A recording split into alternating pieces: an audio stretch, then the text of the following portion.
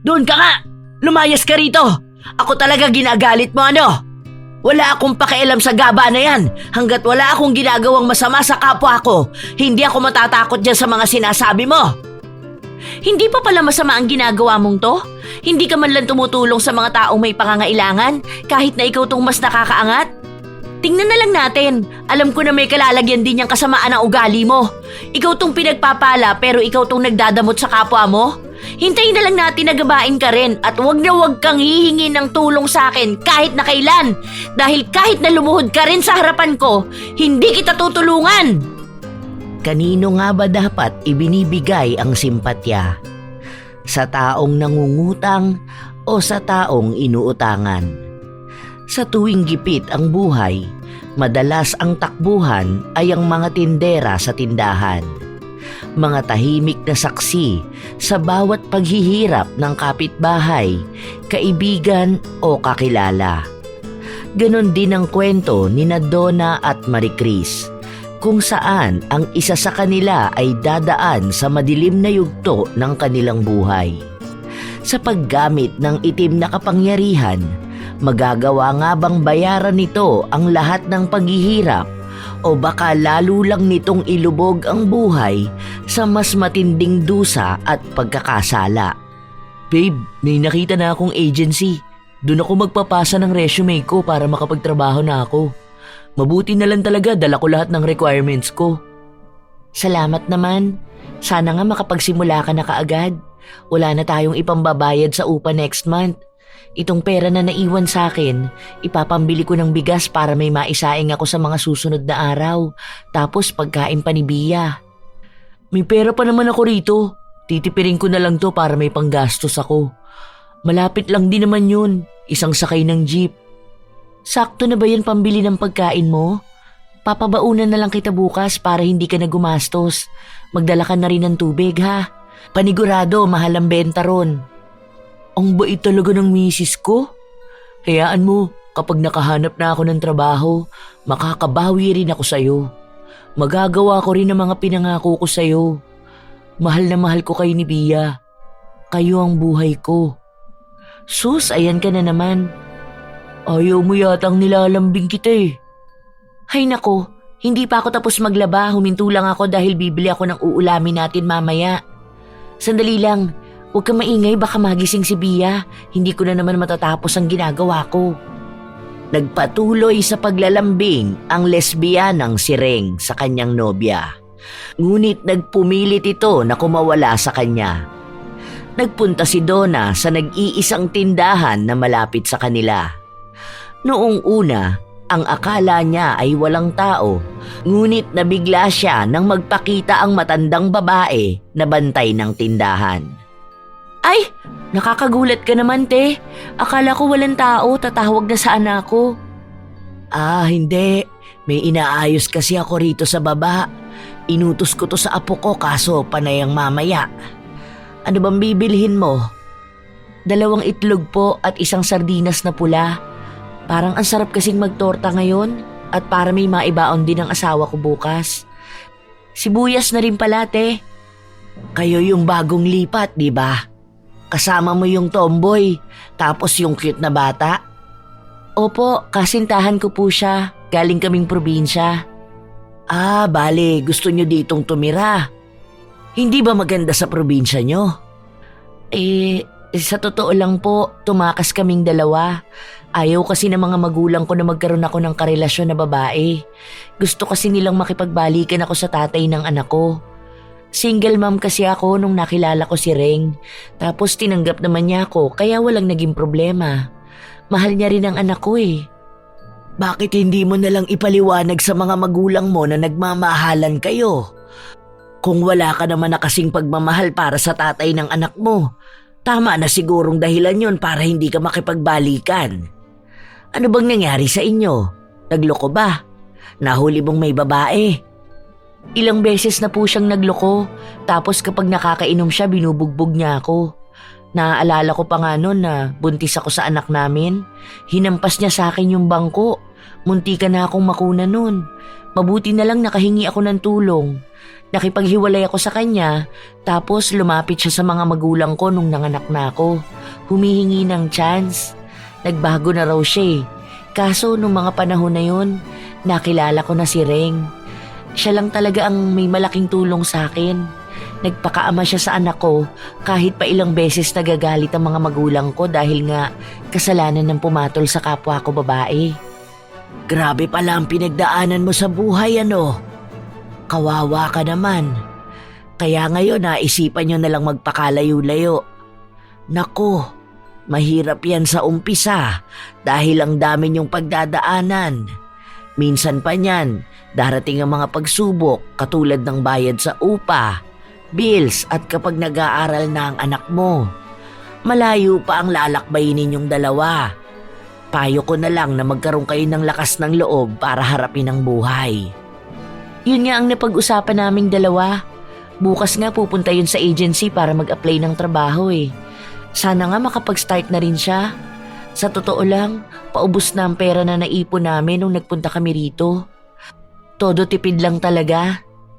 Ay naku, napahaba na ang usapan natin, te. Oo nga, may binibili ka nga pala. Sandali lang, napasarap ang usapan natin. Minsan ka lang kasi bumili rito, kaya ngayon lang kita nakausap. Eto na. Isang sibuyas, ano? Oo, te.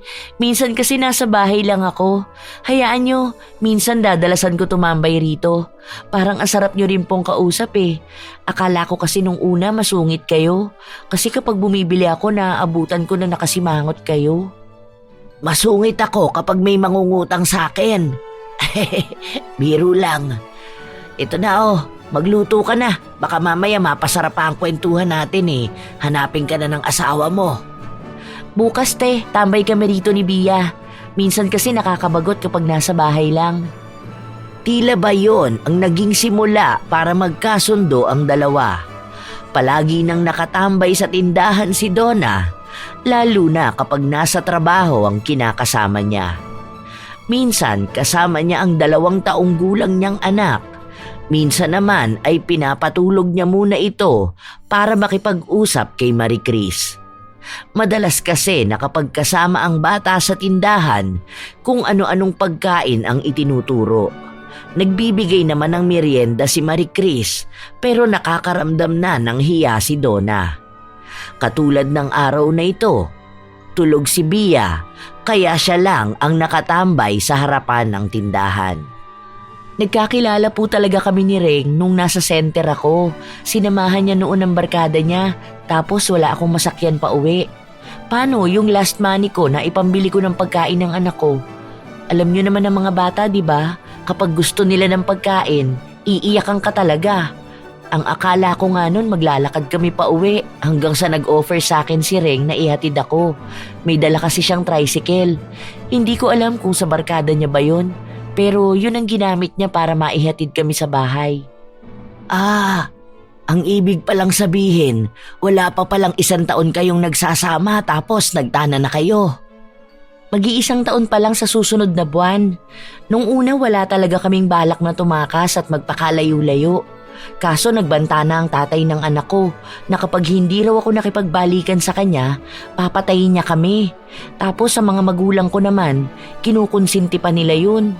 Ilang beses na ako nakarinig sa kanila, panay pa sila mura sa amin kapag magkasama kami ni Reng. Siyempre nasasaktan ako kapag ganun sila makitungo sa kinakasama ko. Mabait kasi si Reng, sa totoo lang te.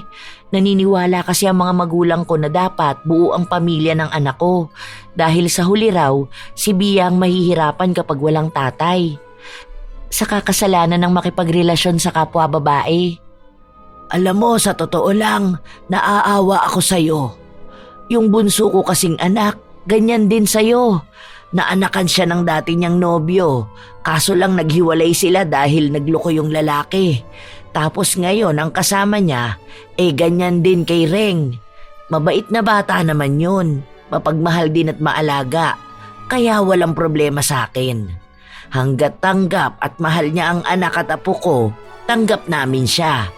Hanggang ngayon sila pa rin ang nagsasama. Yun nga rin po ang gusto ko marinig sa mga magulang ko. Kaso mas iniisip nilang kahihiyan eh. Ewan ko po ba? Basta sa ngayon ang alam ko lang na ibibigay naman ni Reng ang pagmamahal na hanap ko.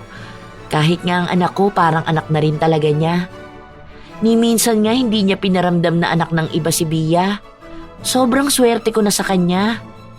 Kaya pala parang ang gaan ng loob ko sa'yo kasi sa'yo ko nakikita ang bunso kong anak. Ayan tuloy, parang anak na rin kita. Nasaan na po ba ang mga anak niyo? Saka ilan po ba sila? 3 ang anak ko. Yung panganay namatay na. Tapos yung pangalawa nasa Samar kasama ang pamilya niya. Yung bunso ko naman nasa Pasay. Bibihira lang yung nagpupunta rito. Ang madalas ko talagang kasama ay ang apo ko, yung anak ng panganay ko. Kaya po pala minsan nababagot kayo kasi wala kayong gaanong kausap. Ay oo, sinabi mo pa. Kasi itong apo ko iba ang gusto sa buhay. Alam mo naman ang mga kabataan ngayon, panay sa social media. Tinuturuan nga ako kaso sabi ko matanda na ako para dyan. Kaya dito na lang ako palagi nagbabantay sa tindahan. Minsan may mga nakakausap na bumibili. Ayan, katulad mo. Sa akin po kasi bagong kwento. Sa kanila kasi matagal mo nang narinig.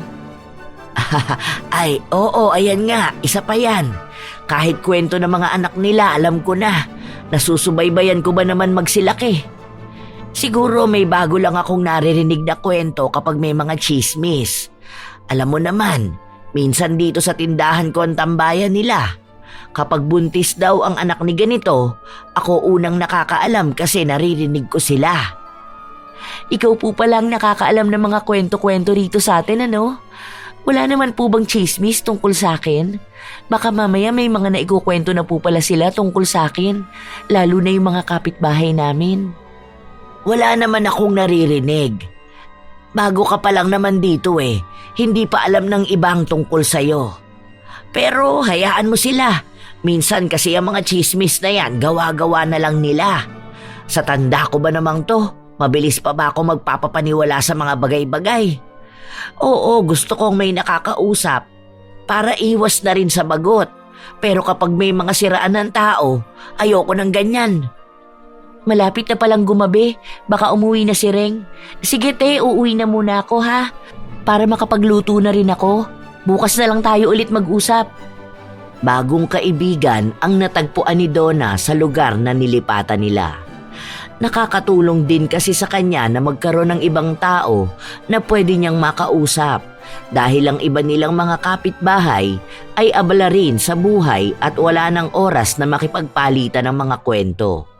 Si Marie Chris lang din naman ang nagbibigay ng oras at simpatsya sa mga kwento niya.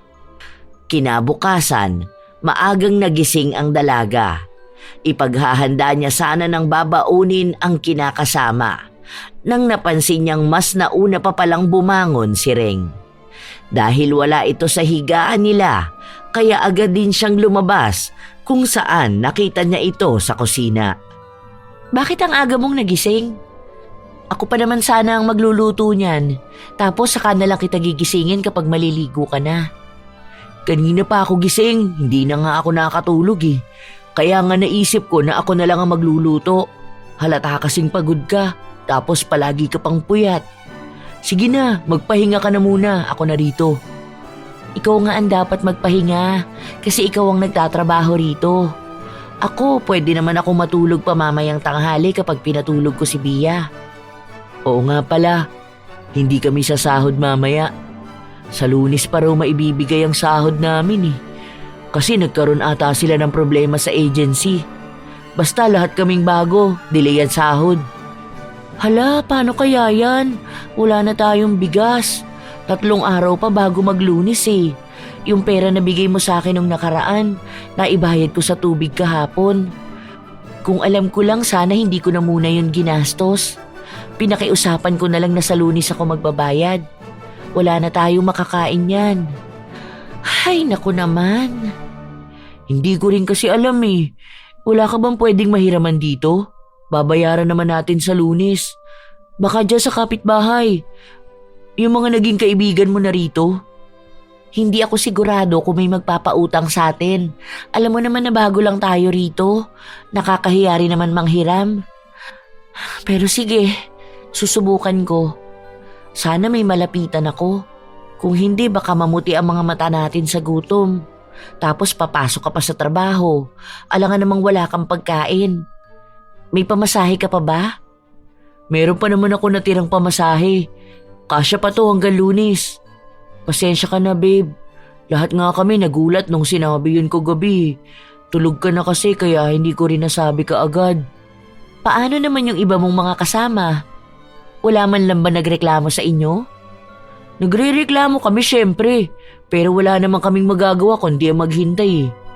Problemado nga yung isa kasi nanganak ang misis niya, kailangan niya ng pera. Sabi nga namin kahit sana kalahati man lang, kaso ayaw talaga nila. Ito yung kanina ko pa rin iniisip kaya siguro hindi na rin ako nakakatulog ng maayos. Bakit naman ganyan ang agency nyo? Hindi naman lahat ng tao mayroong pagkukuhanan ng panggastos eh. Delay sila sa pasahod, tapos ang higpit nila sa leave at sa late.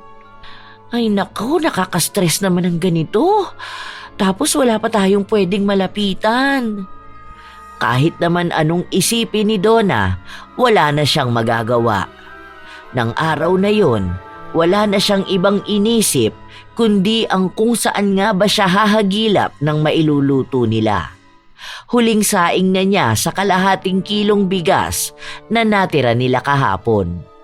Umiiyak din ang anak niya dahil gustong magpabili ng tinapay, ngunit wala na siyang hawak kahit na magkano. Iisang paraan na lang ang pwede kong gawin. Bahala na nga. Nakakahiyaman, sana mapautang ako ni Ate Marie Chris. Ngayon lang naman ako uutang sa tindahan nila. Kundi lang talaga kailangan. Katulad sa mga nakaraang gawain ni Donna, nakatambay siya sa tindahan ni Marie Chris kung saan nakikipag-usap siya ng mga bagay sa buhay niya. Ngunit hindi pa rin niya alam kung paano niya ipapasok ang pangungutang. Humahanap siya ng magandang tiyempo. Kumusta naman ang kinakasama mo? Maayos naman ba ang trabaho niya ngayon? Yun na nga ang problema ko, te. Delayed ang sahod nila.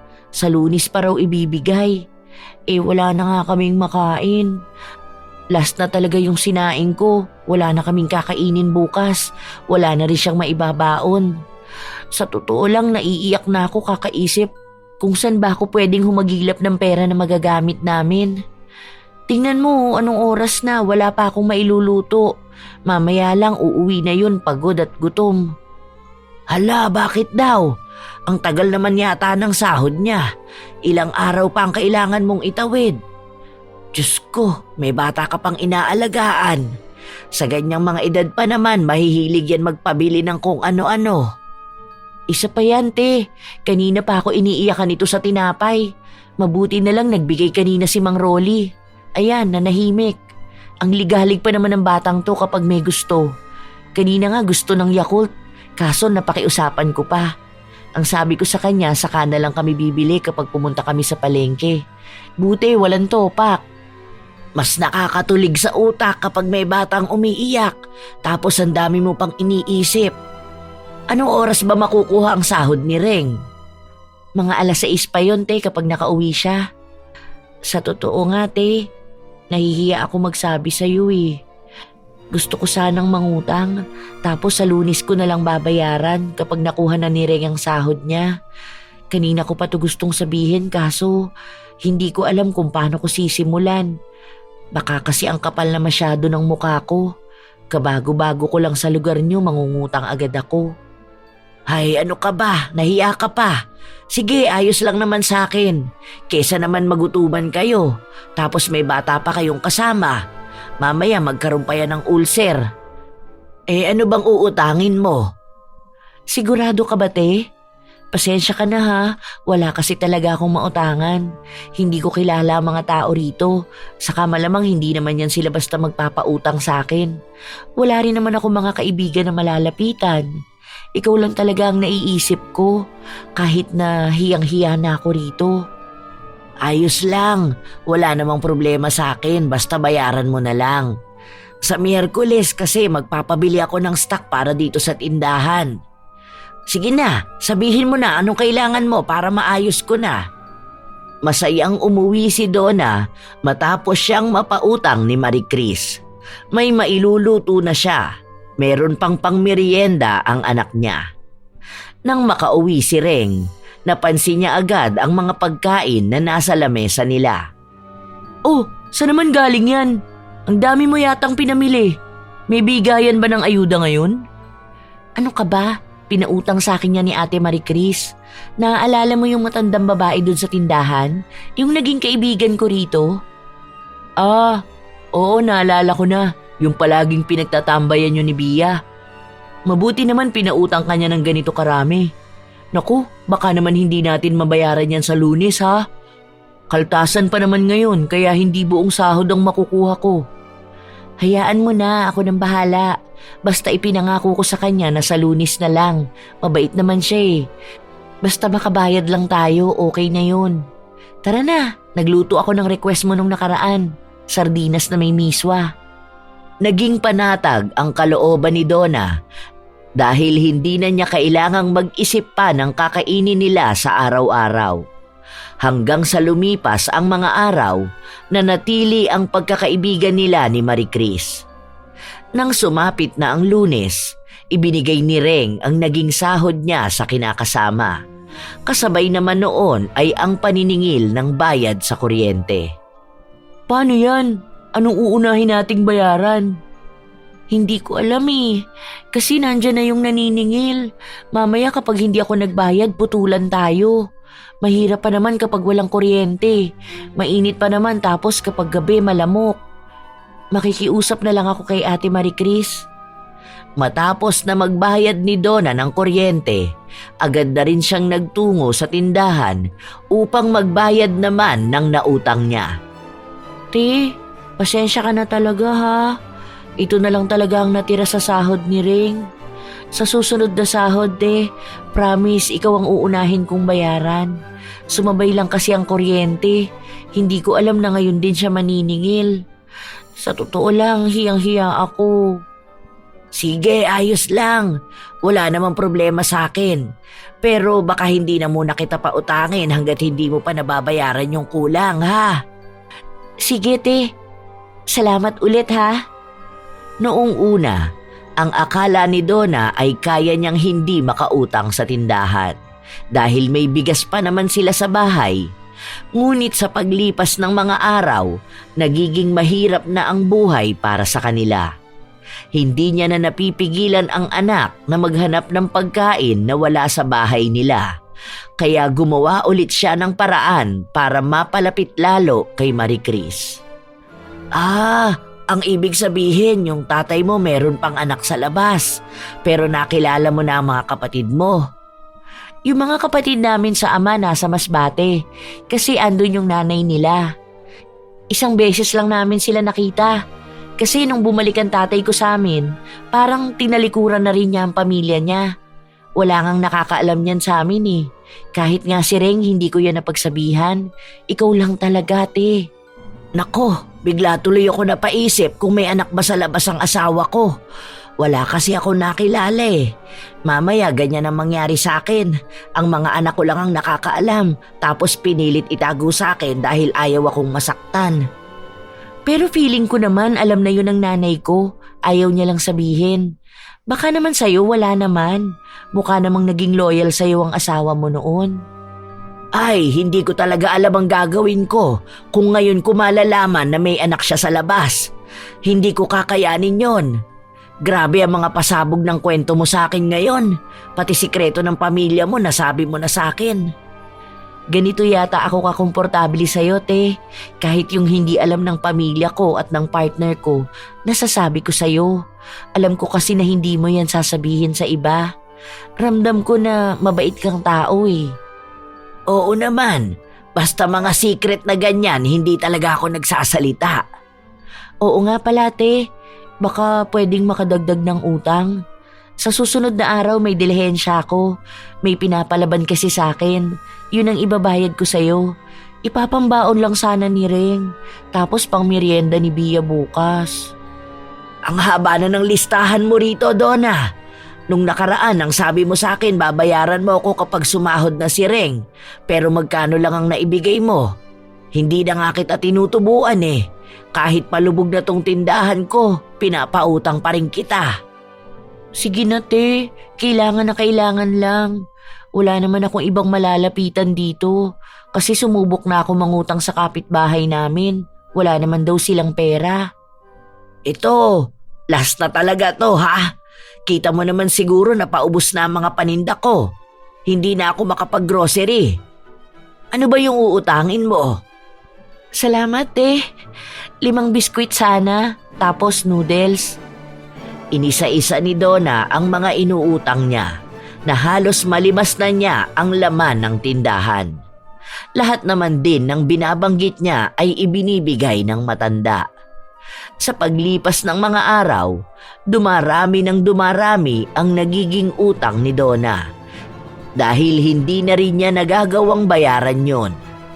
Babe, anong oras na hindi ka pa rin umaalis? Baka mamaya malate ka niyan. Kaltas na naman yan. Natanggal na ako sa trabaho. Ha? Anong sabi mo? Teka, bakit ka matatanggal sa trabaho? Malapit ka na mag 6 months ha. Akala ko ba ang sabi mo magiging regular na kayo? Hindi ko nga alam kung anong nangyari. Basta kinausap ako kahapon na hindi na raw nila ako papipirmahin ng kontrata. Maayos naman ako nagtrabaho eh. Hindi nga ako nag-absent, tapos bigla na lang isa ako sa mga aalisin. Nagbawas kasi sila ng mga tao. Siguro 3 kaming natanggal. Ano ba naman yan, Reng? Paano na tayo ngayon yan? Anong sabi sa agency? Wala na bang ibang pwedeng pagpasahan? Hindi pwedeng matenga tayo ng ganito. Wala tayong kakainin. Tapos bayaran na naman ang kuryente sa susunod na linggo. Hinahanapan pa nila ako ng mapapasukan ko. Yung iba kasi ayaw ng babaeng naka-boycott. Sana pala hindi na ako nagpagupit ng buhok ko. Grabe naman ang discrimination nila. Wala namang kinalaman niyang buhok sa magiging trabaho mo eh. Naku naman. Diyos ko po, paano na kaya tayo nito? Sunod-sunod naman ang dating ng problema sa atin. Huwag ka mag-alala, makakahanap din ako ng trabaho next week. Tiis-tiis na lang muna tayo ngayon. Ano pa nga ba? Wala naman tayong magagawa eh. Iisip na lang din ako ng ibang paraan para makabayad ng bills. Ay, bahala na. Lumipas ang maghapon, walang ibang ginawa si Donna kundi ang magtanong sa mga kapitbahay nila kung meron ba sa kanilang nangangailangan ng labandera o di kaya ay tagalinis ng bahay nila. Ngunit lahat ng nakakausap niya ay tumanggi. 2 araw pa ang lumipas, wala pa ring nakukuhang balita si Donna tungkol sa paghahanap ng trabaho ng kinakasama niya. Bakit mainit ka, nak? Nilalagnat ka ba? Ay, Diyos ko po. Huwag ka namang magkasakit, anak. Tapos wala na palang bigas. Last na pala yung sinaing ni Reng. Hindi man lang sinabi sa akin. Aligaga si Donna sa mga nangyayari. Pinatulog niya ang anak na masama ang pakiramdam dahil wala naman siyang gamot. Hindi niya ito mapainom. Hindi pa rin kumakain ang bata dahil ibang pagkain ang hinihingi ng anak niya. Noong una ay nag-aalangan pa siya kung lalapitan niya si Marie Chris, ngunit yun na lang ang nag-iisang tao na maaari niyang malapitan. Hindi talaga kita mapapautang, Donna. Mag-isip ka na lang ng ibang paraan o kaya mangutang ka naman sa ibang tao. Kung hindi mo na talaga kaya, baka pwede ka namang manghingi sa mga kamag-anak mo. Hindi ka naman siguro matitiis ng mga yon. Lalo na kailangan din ng anak mo. Sige na, te. Kahit na ipapangkain lang namin hanggang sa susunod na araw. Walang-wala na talaga kami. Saka yung ipapangkain sana ng anak ko. Naaawa na ako sa kanya eh. Panay na ang iyak. Promise, te. Mababayaran din kita. Ayokong magpautang. Umalis ka na rito sa tindahan ko. Kahit pa maghapon ka riyan, wala akong maipapautang sa'yo. Maawa ka na, te. Nakikiusap ako sa'yo ng maayos. Nagugutuman na kami. Wala na kaming ibang malapitan. Sige na, te. Kahit na 2 sardinas at 2 kilong bigas na lang. Kahit yun na lang. Kahit 1 butil ng bigas, hindi kita mapapautang. Huwag ka nang magpumilit dyan. At tumayo ka dyan. Nakakahiya sa mga nakakakita na lumuluhod ka pa sa tapat ng tindahan ko. Hindi maganda yung ginagawa mo sa negosyo. Umalis ka na rito. Huwag ka nang babalik sa tindahan ko kung wala kang ibang inatupag kundi ang umutang. Mangilang beses pang nagmakaawa si Donna. Ngunit katulad nga sa sinabi ni Marie Chris, hindi siya nagpautang. Bigo si Donna nang makauwi sa bahay nila. Habang naroon din si Reng na nagbabantay sa bata. Ang natitira nilang pagkain ay pinagkasya nila ng araw na yon. Nakadiskarte si Reng ng kaunting pera na pinambili nila ng gamot para kay Bia. Nang sumunod na araw, muling bumalik si Donna sa tindahan at nagbaka sakali na maawa sa kanya ang tindera, ngunit wala pa rin siyang napala. Hindi pa rin nawawala ang lagnat ni Bia. Ano na kayang gagawin natin? Tapos bukas kailangan ko pa ng pamasahe. May nakita akong pwede kong pagpasahan ng resume. Wala na talaga ako rito kahit na piso. Ang mahal pa magpaprint at photocopy. Wala tayong maisasaing ngayon. Kalahating takal na lang yung kanina. Kaya nilugaw ko na lang. Mabuti nga may nasaid pa akong asin eh. Doon sa sinasabi mong tindahan, hindi ka ba makakahiram doon ng cash? Hindi naman na yun nagpapautang. Hindi ko alam kung anong nangyari. Basta bigla na lang sumama ang ugali niya. Wala na kasi siguro akong maikwento sa kanya kaya gano'n na siya makitungo sa akin. Baka kasi wala lang siya sa mood nung nakausap mo. Subukan mo na lang. Magbabayad naman tayo kapag nakapasok na ako ng trabaho. Kailangan natin bumili ng gamot ni Bia dahil baka pag natigil yan sa pag-inom, tataas na naman ang lagnat niyan. Ang hirap pa naman pag bata ang nagkasakit. Mamaya susubukan ko. Nanghihina na rin ako sa gutom eh. Kaunting lugaw lang yung nakain ko kanina dahil napalakas ang kain ni Bia. Sige na, ako na muna magbabantay kay Bia. Pumunta ka na para alam ko kung makakapunta ako bukas. Kasi sayang naman yun eh. Direct hire na doon, hindi ko na kailangan dumaan sa agency. Tapos ang sabi sa akin, bibihira lang sila mag-hiring. Para bang pasan na nila ang lahat ng problema. Dahil sunod-sunod itong dumating sa kanila. At wala man lang ni isang tao ang handang mag-abot ng kamay sa kanila. Sa isa pang pagkakataon, nagbabaka sakali si Donna na baka maaari na siyang mapagbigyan ni Marie Chris. Magkakaroon na ng trabaho si Reng pag nagkataon nun, te. Promise, sa unang sahod niya kahit na magkano pa yon, lahat talaga ibabayad ko sa'yo. Anong sinasabi mong magkakaroon na ng trabaho? Ang sabi mo kanina interview pa lang.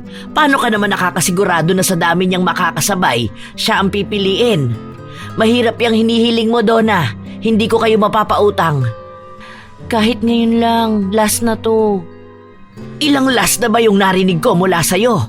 Hindi ba ang sinabi ko sa'yo, huwag kang babalik sa tindahan ko kung mangungutang ka lang? Ganyan ka na ba kawalang puso, ha? Nakikiusap naman ako sa'yo ng maayos. Walang-wala lang talaga ako ngayon at kailangan ng pamilya ko.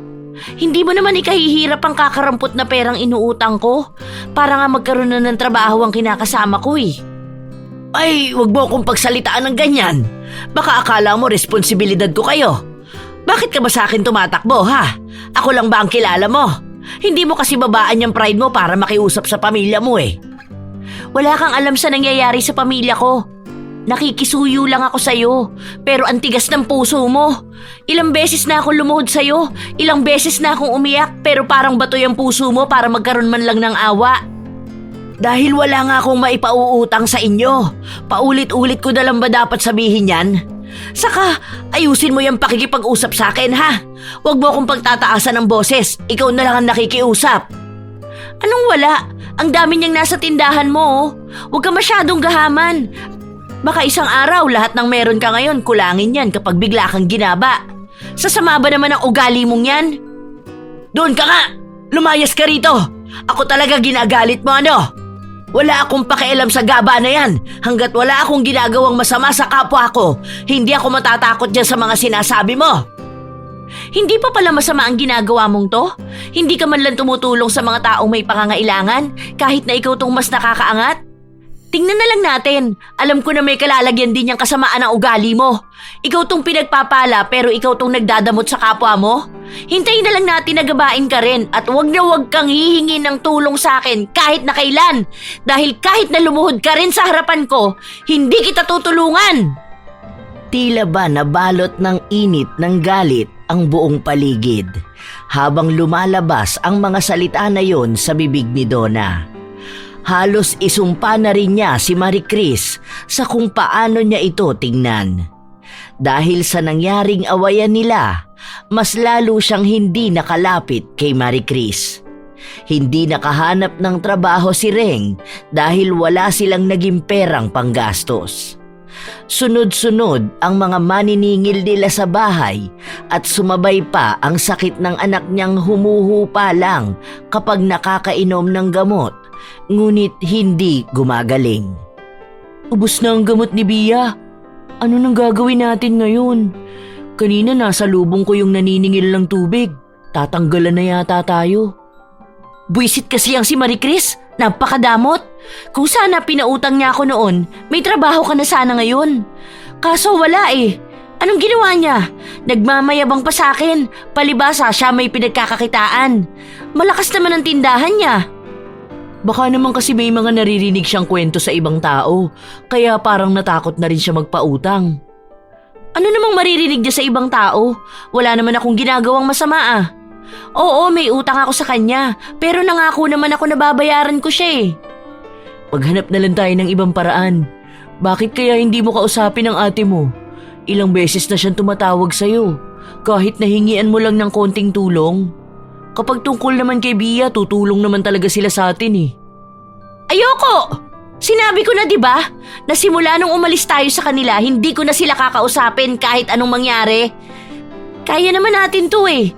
Mabubuhay naman tayo ng walang tulong galing sa kanila. Baka kapag nalaman nilang ganito ang nangyayari kay Bia, sisihin nila ang desisyon na ginawa natin. Hindi naman yan ang ibig kong sabihin. Ang iniisip ko lang din naman ay ang kapakanan ng bata. Kawawa naman si Bia.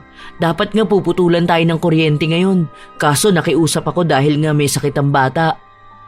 Buisit kasi ang si Marie Chris eh. Siguro masaya yan na nagkakaganito tayo. Akala ko noon mabait siya. Tapos sinasabi niya pa na parang anak ang tingin niya sa akin. Ngayon alam ko na kung bakit mag-isa yan sa buhay.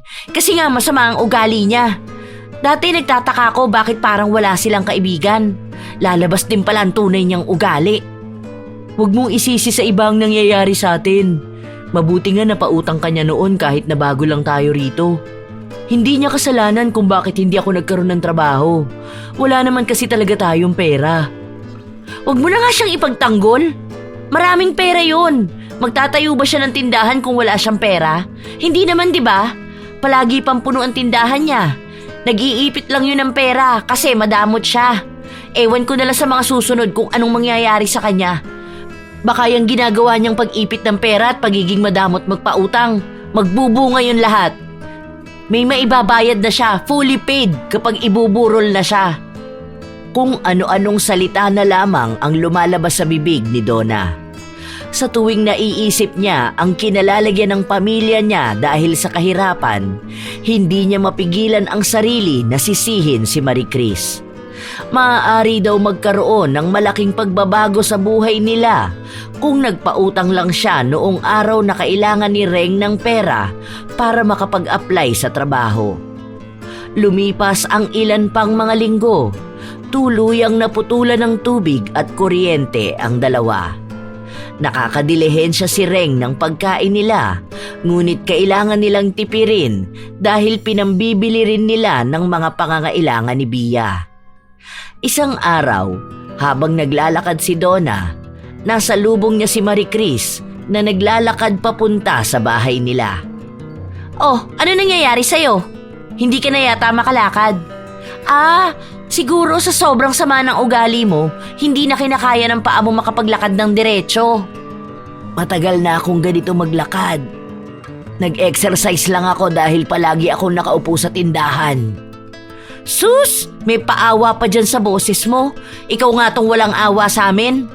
Gulat ka, buhay pa kami? Kasi mahal kami ng Diyos, kaya nakakaya naman mag-survive araw-araw. Mabuti naman. May trabaho na ba si Reng? Siguro naman pwede na kayo magbayad ng utang nyo. Magsisimula pa lang siya ng trabaho, kaya sa susunod bababayaran na rin kita. Huwag ka mag-alala, hindi ka namin tatakbuhan kung yan man ang kinakatakot mo. Masyado ka sumasamba sa pera eh. Akala mo yata lahat dito sa mundo pera lang ang makapangyarihan. Hayaan mo, uunti-untiin ka naming bayaran. Mabuti naman makakabayad na kayo. Ilang buwan na yung utang nyo ah. Kung hindi pa kita nasa lubong at siningil, hindi mo pa maaalala. Grabe talaga no? Sukdulan na yung kasamaan mo. Bumabawi pa lang kami sa paghihirap. Kung maningil ka, akala mo naman kaparehas mo kaming humihiga sa salapi. Naku, masama na yan, Marie Chris. Matanda ka na. Sana naman nagbabago ka na. Isipin mo rin naman yung mga tao sa paligid mo na naghihirap. Masama yung ganyan. Hindi ba ang sabi nga, ang nagpapakataas ay ibinababa at ang nagpapakababa ay itinataas? Ingat ka, baka sa susunod mas malugmok ang buhay mo. Hindi na naghintay pa si Donna na magsalita si Marie Chris. Agad na rin siyang umalis. Makalipas ang isang linggo, hindi na masyadong makalabas si Marie Chris dahil nahihirapan na rin siyang itapak ang paa niya. 5 taon na simula noong nagkaroon siya ng sakit sa paa. Ang sabi ng doktor ay dulot ito ng naipit na ugat. Apo, pakikuha nga muna ang gamot ko. Naku, ang sakit ng paa ko. Parang may kung anong tumutusok. Hindi naman ito ganito kahapon. Gusto niyo po bang tawagan ko si tita? Para sana madala ka na sa doktor. Hindi na, kaya ko na ito. Gamot lang naman ang kailangan dito eh. Pero ilang araw na po kayong hindi nakakalakad. Dati hindi naman po yan ganyan eh. Kahit na nahihirapan kayo, naitatapak nyo naman po yan. Hihilutin ko na lang po ang paa nyo. Baka kailangan lang niya ng masahe. Salamat, apo ko. Pasensya ka na ha. Naging dagdag pa ako sa pasanin mo rito. Ang bata-bata mo pa, nag-aalaga ka na ng tulad ko. Nangako naman po ako sa inyo noon na hindi ko po kayo iiwan. Hindi nyo rin naman po kasi ako pinababayaan eh. Kayo po ang nagpapaaral at nag-aalaga sa akin. Gusto nyo po ba na magpahinga na muna kayo? Isasarado ko po muna tong tindahan. Wag, dito lang ako magbabantay. Hindi tayo pwedeng magsara ng tindahan dahil baka wala tayong kitain ngayong araw. Bayaran ng bills next week, hindi pa kumpleto ang naiipon kong pera. Tapos malapit na ang pasukan nyo, wala ka pang gamit. Nakaupo lamang si Marie Chris habang nakakaramdam ng sakit sa paghilot ng kanyang apo. Nais niyang magpahinga, pero mas iniisip niya ang mangyayari sa kanila kung hindi siya magbebenta. May iilang mga tao pang hindi bayad ang utang, kaya hindi siya makabili ng mga bagong paninda. Sa oras na maubos ang laman ng tindahan niya, malamang ay mapipilitan siyang magsarado. Kapag nangyari yun, mawawala na rin ng sustento ang apo na pinapaaral niya.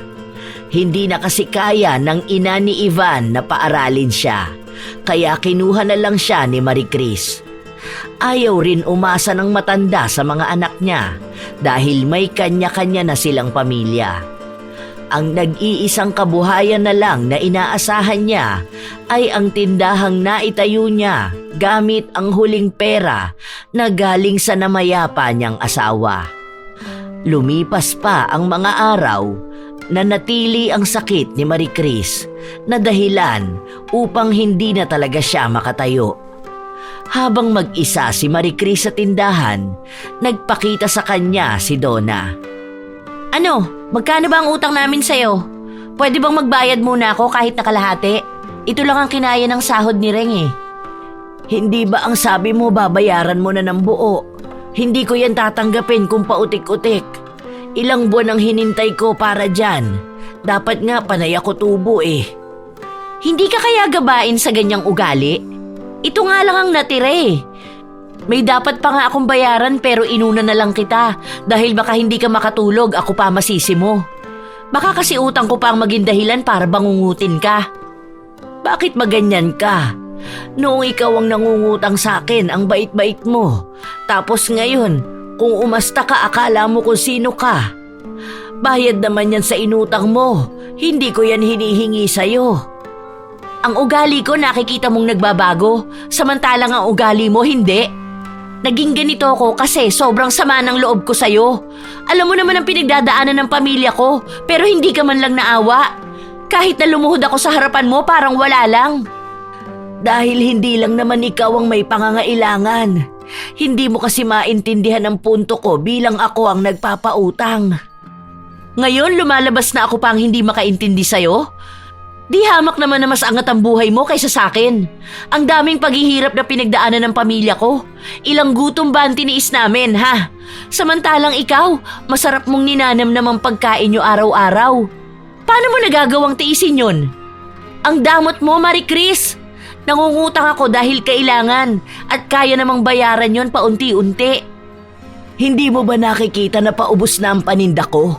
Wala na akong maipapautang sa inyo. Wala na nga akong pere. Hindi lang naman kayo ang naghihirap sa buhay. Hay, ewan ko. Basta ako, masama ang loob ko dahil madamot kang tao. Yang biyaya na natatanggap mo, sigurado akong hindi yan magtatagal. Walang nangyayaring mabuti sa mga taong madamot at sakim. Ewan ko na lang, baka isang araw, biglang malakas na karma na lang ang lalagabog sa'yo. Tapos dun ka biglang magsisisi na sana naging mabuti kang tao noong may kakayahan ka pa. Hindi sa tinatakot kita ha, pero malay mo dumating na talaga ang karma mo. Kahit na ano pang karma ang dumating sa akin, basta ibigay mo ng buo ang utang mo. Hindi na ako magpapautang kapag nabayaran mo na. Kailangan ko ang pera kaya bibigyan kita hanggang sa susunod na linggo. Dahil kapag hindi mo na ibigay ng buo, papatungan ko yan ng tubo hanggang sa tubo ka mabaon. Wow! Ibang klase talaga ang kasakiman. Basta ito lang ang kaya ko sa ngayon. Magkaroon ka naman ng awa sa kapwa mo. Ibinaba ni Donna ang pera at hindi na pinakinggan pa ang pagtawag ni Marie Chris. Ang matanda naman ay napailing na lamang. Kinuha niya ang pera at inilagay sa isang garapon. Binawasan niya rin ang utang ni Donna na nakalista sa maliit na notebook. Habang mabilis na dumaraan ang mga araw, mas lalong nararamdaman ni Marie Chris na lumalala ang sakit sa paa niya. Apo ko! Tulungan mo nga ako. Sobrang sakit na talaga ng paa ko. Lola, ano pong nangyari sa inyo? Teka lang po, mag-ingat kayo. Namamaga po ang paa niyo, parang nangingitim din. Sandali po, tatawagan ko si tita para madala ka sa ospital. Wag na, Ivan. Wag na nating dagdagan ang problema nila. Alam mo naman na may sakit ang pinsan mo at inaalala pa nila kung saan sila kukuha ng pera. Ayokong dumagdag sa iisipin nila. Wala na nga akong maitulong. Pero paano ka naman po niyan, Lola? Parang mapuputol na yung paa mo eh. Puputok na ata yan dahil parang puno na ng nana. Sure po ba kayo na wala kayong naapakan na pwedeng makatetano sa inyo? Natapilok po ba kayo? Siguro dala na rin ito ng katandaan ko at ng sakit ko noon. Tulungan mo na lang ako. Kumuha ka na lang ng maligamgam na tubig para maibabad ko to. Hindi na po yan madadala sa pagbabad lang. Dapat dalhin ka na sa ospital para mapatingnan na po yan. Baka lumala pa yan lalo eh. Saka na. Hintayin ko na lang ang bayad sa akin ni Donna. Bakit po maghihintay pa kayo? Halata namang matatagalan pa magbayad yun. Narinig ko nga na nahihirapan silang magbayad ng kuryente. Kaya kahit may trabaho yung asawa no na tomboy, hindi pa rin sila makaahon sa hirap. Iyon lang kasi ang pwede kong perahin. Hindi ko pwedeng galawin ang iniipon kong pera para sa tuition mo. May kaunti pa akong pera sa wallet ko, pero ipapambili yun ng stock para sa tindahan. Hindi tayo pwedeng magsarado dahil baka tayo naman ang mamatay sa gutom.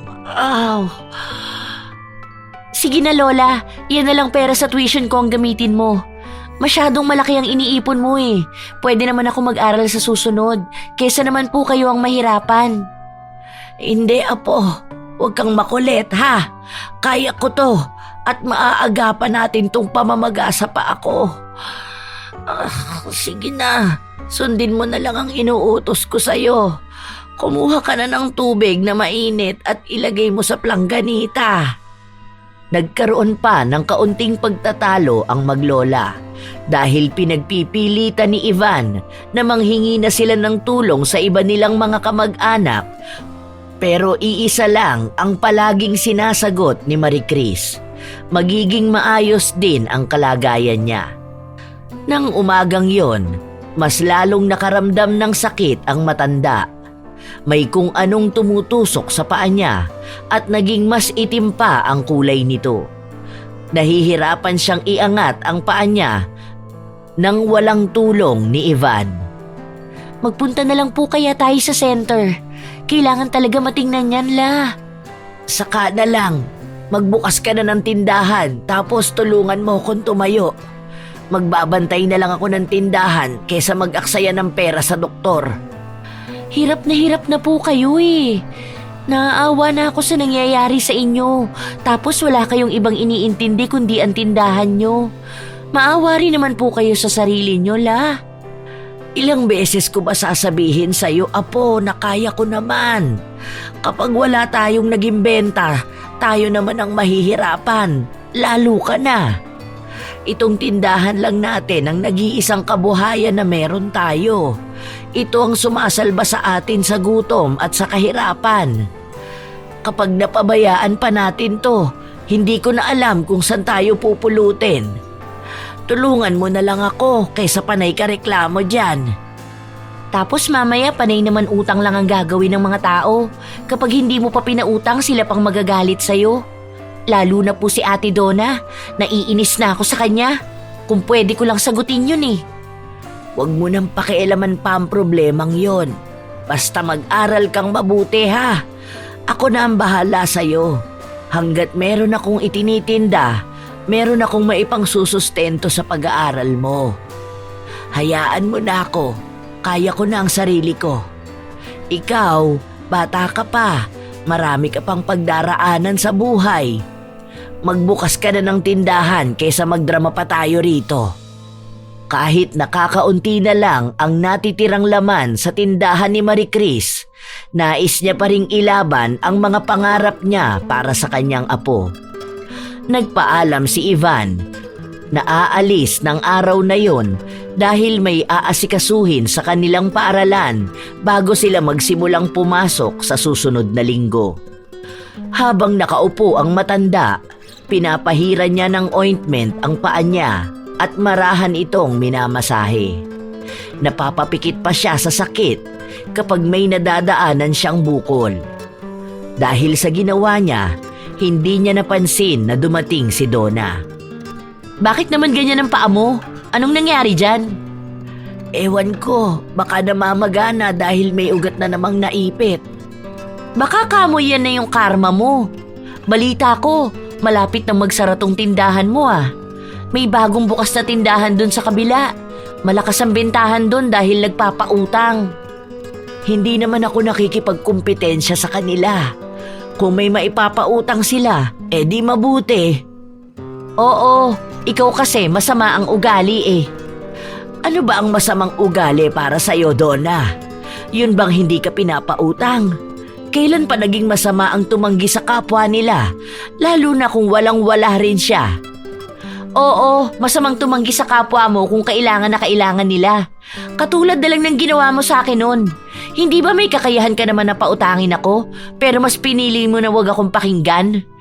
Nagmamakaawa pa ako sa'yo, pero wala ka naging kibo. Yung mga taong katulad mo ang matatawag na masama. Alam mo, Donna, halatang bata ka pa. Malayo ang edad mo sa edad ko. Kaya ang mga napagdadaanan mo ngayon ay parte lang ng buhay na pinagdaanan ko noon. Sana Kapag nasa edad ka na katulad ko, maintindihan mo na hindi lahat ng taong hinihingian mo ng tulong ay kaya kang tulungan.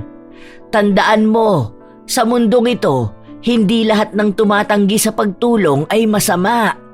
Pare-pareho tayong may kwento.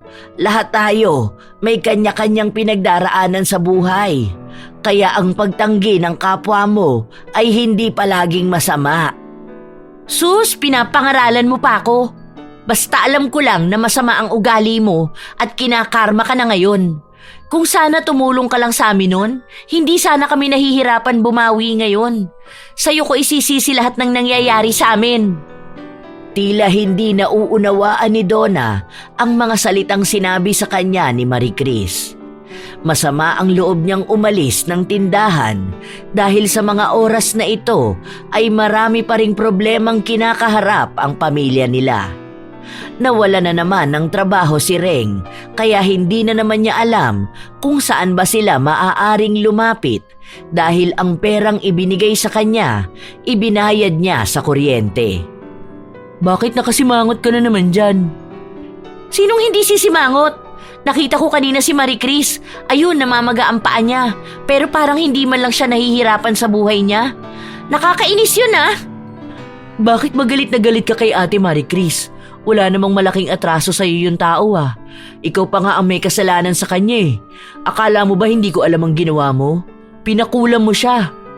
Ano ka ba naman, Donna? Kakaunti na nga lang ang pera na meron tayo. Ipinambayad mo pa sa mangkukulam. Siyempre, inis na inis ako sa matandang yun eh. Gaba na lang talaga sa kanya yun. Masama talaga ang loob ko kapag naaalala ko na hindi man lang siya tumulong sa atin nung panahon na nahihirapan tayo. Ano bang tingin mo sa kanya? Tingin mo ba obligasyon niya tayo? Donna, mag-isip ka ngang mabuti. Ikaw ang gumagawa ng masama sa kapwa mo. Tayo ang pumili ng buhay na to. Labas na siya sa desisyon nating magsama kahit na hindi pa natin kaya. Hindi porkit may kapasidad ang isang tao na tulungan tayo, obligasyon na nilang tulungan tayo. May buhay siya na hindi mo alam. May pinagdaraanan din siya na hindi niya sinasabi sa'yo. Ngayon ba sa kanya ka na kumakampi? Sige, siya ang pakisamahan mo. Basta ako, galit ako sa kanya dahil hindi niya ako pinautang nung nagugutuman tayo. Nung sinabi ko sa kanya na magkakaroon ka ng trabaho, anong ginawa niya? Inipit niya yung pera na kaya naman niyang ipahiram sa akin. Sarado ang isipan ni Donna sa mga salitang sinasabi sa kanya ni Reng. Mangilang beses siyang kinausap ng kanyang kasintahan, ngunit hindi niya ito kinikibo. Ayaw niyang tumanggap ng katotohanan dahil ang gusto niya ay sa kanila lang palaging kakampi si Reng. Ilang araw pa ang lumipas, hindi pa rin nakakahanap ng trabaho si Reng. Kasabay din nun ay ang balitang nangyayari kay Marie Chris. Alam mo na ba ang kalagayan ngayon ni Ate Marie Chris? Yung paa niya sobrang lobo na. Ang balita nga baka puputulin na yun eh. May sakit daw talaga si Ate Marie Chris noon. Yun ang iniinda niya kaya pala dati iika-ika siyang maglakad. Ngayon alam na niya kung paano maghirap. Narinig ko na yan, isasarado na nga ang tindahan niya eh. Yung ipinagmamalaki niyang tindahan, bulok naman. Katulad niya na nabubulok na rin. Tapos dinagdagan mo pa ang sakit niya. Hindi mo ba talaga ipapatanggal ang kulam na ginawa mo sa kanya? Makonsensya ka naman sana, babe. Hindi naman kasalanan ng tao na naghihirap tayo ngayon eh. Bakit ba mas naaawa ka sa kanya? Wala kang trabaho ngayon. Bayaran na naman ang upa sa bahay. Tayo, kapag pinalayas dito, sa kalsada tayo pupulutin. Samantalang siya, andun, nakatira sa bahay na pag-aari niya. Malamang marami ang ipon. Gahaman ba naman sa mga tinda niya eh? Bumabawi lang ako. Bumabawi? Anong binabawi mo sa kanya? Ikaw nga itong may utang pa na hindi nababayaran. Makinig ka naman, babe. Bakit ba ayaw mong tanggapin na itong buhay natin? Tayo ang may hawak nito. Tayo ang nagdesisyon na umalis sa poder ng pamilya mo. Ang ibig sabihin, lahat ng nangyayari, tayo ang dapat managot. Saka ang taas ng pride mo eh. Ayaw mong humingi ng tulong sa mga kapatid mo. Tapos kapag naghihirap na, sa ibang taong walang kinalaman sa atin, dun mo isisisi lahat? Bakit ka ba nagagalit? Tayo ang magkakampi rito. Dapat ang mga sinasabi ko ang unahin mong intindihin. Kung sana tama ang ginawa mo. Kaso hindi eh. Hindi porket nakikita nating mas angat siya sa atin, yun na yung totoo. Alam mo bang nakausap ko ang apo niya? Naaawa na siya sa lola niya dahil ayaw magpagamot ni Ate Marie Chris dahil iniisip niya ang kapakanan ni Ivan. Na kapag ginamit niya ang pera na inipon niya, baka mawala na ng kinabukasan ng bata. Hindi mo alam yun, di ba?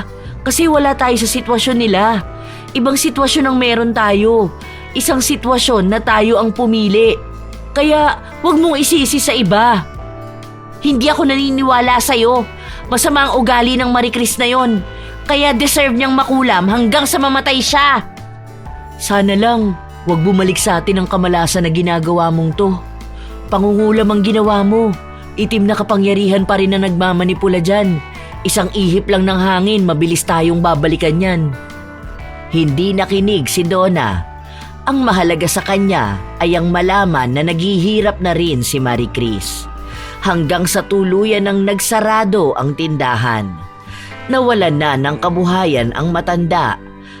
Habang mas lalong lumalala ang sakit niya. Lahat ng paghihirap na pinagdaraanan ni Marie Chris ay siya namang tuwa na nararamdaman ni Donna. May kasama na siyang tao na naghihirap at mukhang mas nakakaramdam pa ng dobling hirap sa anumang pinagdaraanan niya. Sinadya niya na puntahan sa bahay si Marie Chris, hindi para maawa, kundi para matuwa sa kalagayan nito. Grabe naman, ang laki na pala ng ipinayat mo, pero palubo ng palubo yung paa mo. Kapag kaya tinusok natin yan ng karayom, sasabog kaya yan? Ate Donna, wag naman po kayong ganyan magsalita sa lola ko. Nakakainsulto po kayo ah.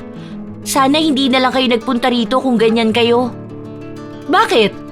Hindi ba ako pwedeng magsaya na nakakakita ko ng taong kinakarma? Siguro ang dami na ring nagagalit sa lola mo. Ang damot kasi niyan eh. Hindi malapitan ng mga tao. Kaya ayan, maging siya hindi na rin makalapit sa iba. Mabait ang lola ko. Kapag kaya niyang tumulong, nagbibigay siya ng tulong. Masyado ka lang kasing palautang kaya kapag hindi ka napagbigyan, akala mo kalaban mo na ang lahat. Wala akong panahon makipagtalo sa bata. Basta ang alam ko, karma na yan ng lola mo. Hintayin mo na lang na mamatay siya dyan sa higaan niya dahil wala na rin naman siyang maipagmamalaki eh. Mabubulok na siya katulad ng mga paninda niyang pinagmamalaki at ipinagdadamot niya. Hindi na nagpakita si Donna matapos ang araw na yon. Basta ang alam niya lang kada araw na lumilipas ay palala ng palala ang kalagayan ni Marie Chris. Hanggang isang araw, nabalitaan niya na dumating ang bunsong anak ni Marie Chris at may kasama itong albularyo at ginamot ito mula sa isang klase ng mababaw na kulam. Sa takot na naramdaman ni Donna, kinausap niya ang mangkukulam na nilapitan niya, ngunit hindi na siya kinakausap nito. Buwisit talaga! Paano kung gumaling siya sa sakit niya? Makakabawi siya sa buhay. Ano naman kung makabawi siya sa buhay? Siya naman ang gumagawa ng paraan. Hindi naman niya yun ipinanghihingi ng tulong sa iba, lalong hindi niya tayo inaagrabyado. Yun na nga ang punto. Bakit hindi siya nagmamakaawa sa akin para patawarin ko siya? Hindi siya pwedeng maging masaya sa buhay. Hindi na kita kilala, Donna. Ibang klaseng inggit at galit na yan. Nagagalit ka sa pag-angat ng tao. Dahil umaangat siya habang tayo naiiwan sa pagkalugmok. Kasi hindi siya katulad mo mag-isip. Magkaiba kayo ng pananaw sa buhay. Sana yun ang mapagtanto mo. Sa paglipas ng mga araw, muli na namang nakapagbukas ng tindahan si Marie Chris. Hindi pa man maayos ang nangyayari sa paa niya, ay nakakabawi na rin siya ng lakas. Muling nagpunta roon si Donna upang tingnan ang kalagayan niya. Buhay ka pa pala? Sa awa ng Diyos, gumagaling-galing na ako. Hindi pa masyadong humuhupa ang maga sa paa ko, pero kahit na paano nakakabawi naman na. Ang lakas mo pala talaga, no? Akalain mo yun, pati ang karma natatakbuhan mo kahit na hindi ka tuwid maglakad? Wala akong tinatakbuhan na karma dahil wala naman akong ginagawang masama sa kapwa ko. Kung ang tinutukoy mo ay ang pagtanggi ko na magpautang, tingnan mo rin ang ibang dahilan kung bakit hindi ko yun nagawa. Alam kong ikaw ang nagpakulam sa akin. Kaya nang tanungin ng albularyo kung idadamay ka sa pagbabalik ng kulam, tumanggi ako dahil ayokong danasin mo ang paghihirap na nararanasan ko. Ang hilig mo pa rin palang mambintang, no? Sana pinabalik mo para makaganti ka naman. Sinabi ko na ang dahilan. May anak ka, Donna. Sana mas matuunan mo siya ng pansin at huwag ang galit mo sa akin. Hindi lang ikaw ang taong hindi ko pinautang, pero ikaw lang itong nagbaon ng labis na galit sa akin. Dahil nasira ang buhay ko dahil sa'yo. Nasira dahil sa akin. Dahil ba sa hindi kita pinautang kaya wala kayong makain ngayon, na wala kayong maipambayad sa upa, na hanggang ngayon hindi pa rin matanggap ng mga magulang mo si Reng. Huwag mo dinadamay ang mga magulang ko. Hindi ba dapat mas pagtuunan mo ng pansin ang sarili mo kesa kung magiging ganyan ka sa lahat ng mga taong hindi ka tinutulungan, hindi ka makakaahon Kung isisisi mo palagi sa ibang tao ang mga maling desisyon mo sa buhay, paano ka lalago? Kasi nga madamot ka. Naalala mo noong araw na nanghiram ka sa akin at hindi kita mabigyan. Yun ang araw na ibinigay ko sa anak ko ang lahat ng pera ko dahil kailangan operahan ng anak niya. Walang natira sa akin kahit na magkano. Ang nagiging dahilan lang para makaraos kami ng apo ko ay ang barya-baryang na ibebenta ko sa tindahan. Kaya kung iniisip mong sakim ako, pasensya ka na, pero inuuna ko lang din ang pamilya ko. Itong tindahan ko na lang ang tumutulong sa akin. Inaamin ko nang madamot ako sa pagpapautang dahil hindi naman ganun kadaling maibalik sa akin ang pera. May iba pang hindi talaga nagbabayad. Pasensya na kung itong tindahan na lang ang tanging kabuhayan na sumasalba sa amin dahil wala naman akong ibang taong malalapitan kapag ako naman ang nangangailangan. Hindi na nakapagsalita pa si Donna nang marinig niya ang mga sinabi ni Marie Chris. Tila ba nahimasmasan siya sa isang malaking sampal ng katotohanan sa kanya. Hindi lumuluha ang mga mata ni Marie Chris, ngunit ramdam sa mga salita niyang nasasaktan siya. Nang lumingon si Donna, nakita niya si Reng na mukhang narinig ang lahat ng usapan. Umalis sa tapat ng tindahan at umuwi ng bahay. Ilang sandali pa ay nakita niyang pumasok ang kasintahan. Ngayon ba naiintindihan mo na ang sinasabi ko? Hindi sa lahat ng oras masama ang mga taong tumatanggi na tumulong sa atin dahil minsan inuuna rin nilang tulungan ang sarili nila dahil wala rin namang ibang taong tutulong sa kanila. Kaya huwag sanang sumama ang loob mo kapag tumatanggi sila dahil dapat doon natin mas pinag-iigihan na humanap ng paraan para makasurvive. Hindi ibang tao ang dapat magsalba sa atin. Tayo mismo ang dapat magsalba sa pamilya natin. Walang naging tugon si Donna dahil unti-unti lang bumabalik sa kanya ang lahat ng mga nangyari. Tama nga ang mga sinabi sa kanya ni Reng. Nagbingi-bingihan lamang siya at nagpanggap na mas tama ang katwiran niya. Noong nagplano sila ni Reng na magpakalayo-layo, alam nilang wala silang sapat na pera. Tanging pagmamahal lang ang bitbit nila. Ang ibig sabihin lamang nun, dapat ay manindigan sila sa anumang hirap na pagdadaanan nila. Sadyang nagkaroon lang ng taong akala nila ay malalapitan nila palagi at si Marie Chris yun. Kaya naging masama ang loob ni Donna nang tanggihan na siya nitong tulungan. Hindi man lang niya iniisip na meron ding pinagdaraanan ang matanda. Sa paglipas ng mga araw, nakahanap na rin ng trabaho si Reng at maging si Donna ay may napapasukan din na trabaho isang beses sa isang linggo. Ang araw na wala namang pasok si Reng para may magbabantay sa anak niya. Oo nga pala babe, May extra pala ako rito kasi kanina may pinagawa sa amin tapos binayaran ka agad. Ito oh, bayad mo na muna yan kay Ate Marie Chris. Tapos bukas sahod ko, yun ang ipapambayad natin sa upa. Kapag nakuha mo na yung sahod mo, yun naman ang sa grocery. Salamat dito, babe. Sige, mamaya kapag natapos na ako magluto, magbabayad na ako. Ang tagal na kasi ng utang natin sa kanya eh. Nakakahiya naman na. At para sana magkausap na rin kayong dalawa. Humingi ka na ng tawad, lalo na doon sa nagawa mo sa kanya. Sinunod ni Donna ang sinabi ng kanyang kasintahan. Nang matapos siyang maghanda ng hapunan nila, agad na rin siyang nagpunta sa tindahan. Naabutan niya si Ivan na nag-aalis na ng mga harang na ang ibig sabihin ay magsasarado na sila. Pinigilan niya ang bata pero sinabi sa kanya na pumasok na lang siya sa loob dahil naroon naman ang lola niya. Noong una ay nag-aalangan pa si Donna, ngunit si Marie Chris naman talaga ang sinadya niya at ito na ang magandang panahon para makausap ito ng masinsinan. May bibilhin ka ba? Sa totoo lang, te, magbabayad ako ng utang sa'yo. Magkano ba lahat yun? Isama mo na lang yung tubo. Naku, sana bukas ka na lang nagbayad. Sandali lang, hindi ko alam kung magkano lahat yun eh. Pero nasa listahan naman. Tapos naibawas ko na yung bayad mo nung nakaraan.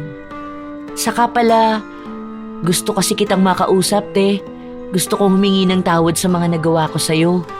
Inaamin ko na sa sobrang galit ko sa'yo, mas inuna ko pang maghanap ng mangkukulam kesa maghanap ng solusyon sa problema ng pamilya namin.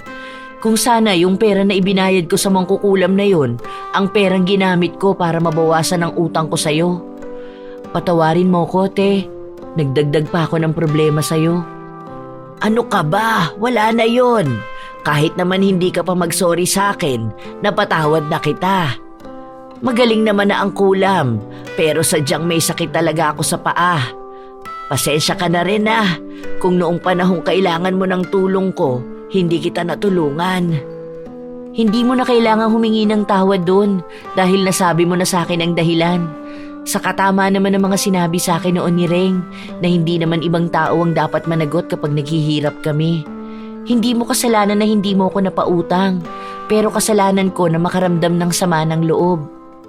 Ni hindi ko man lang inalam kung may pinagdaraanan ka rin ba sa buhay. Hayaan na natin yung mga samaan ng loob na yan.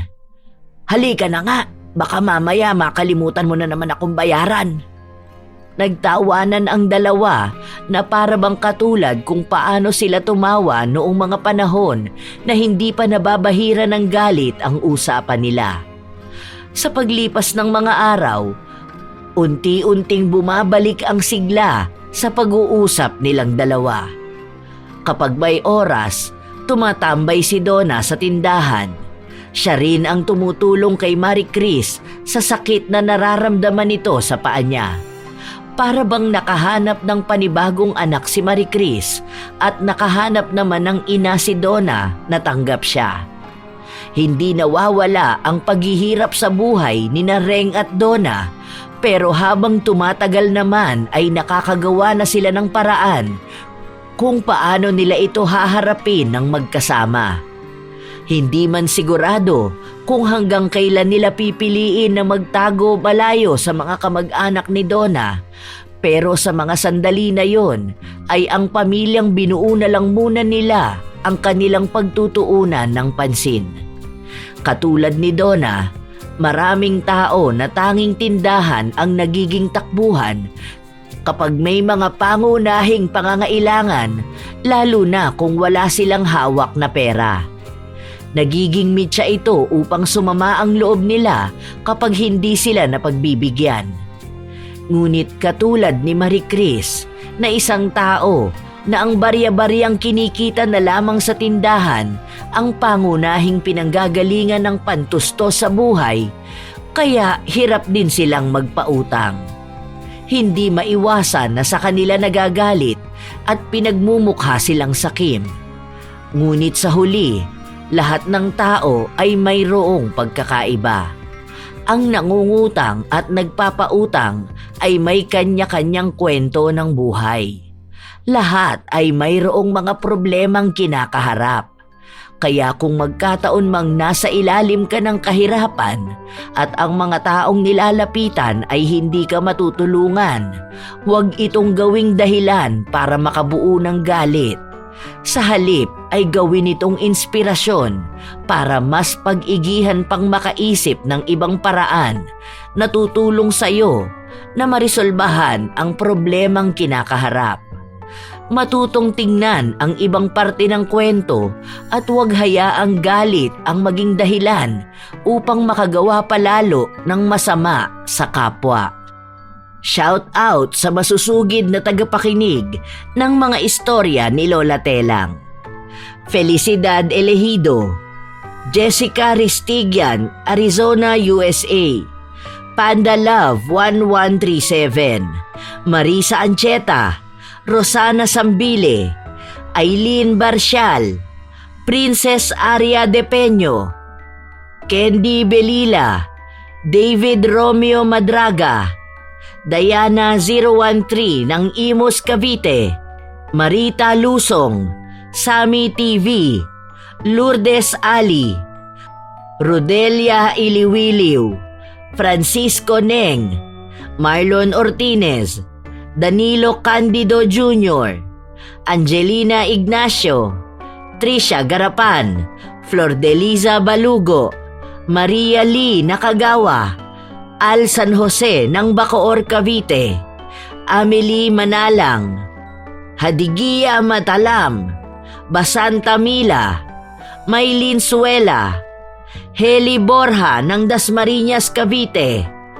Wenya Roses Pepito, Leti Mendoza, Milagrosa Noriega, Alma Naong, Vivian Baterbonya, Dayan ng Australia, Siren Carmen, Meli K. Vlogs, Donita Rose Ursal, Mama Rochi at Ursal Family, Gerald Bandayril at Sofia Amorin, Joanne Co, Sonia S, Ive Brandares, Giselle Yare, RV Tiong, Vicky Yabut, at ang dalawa sa mga top commenters ng ating channel, si Cheryl Bronyosa at Marie the Lightworker.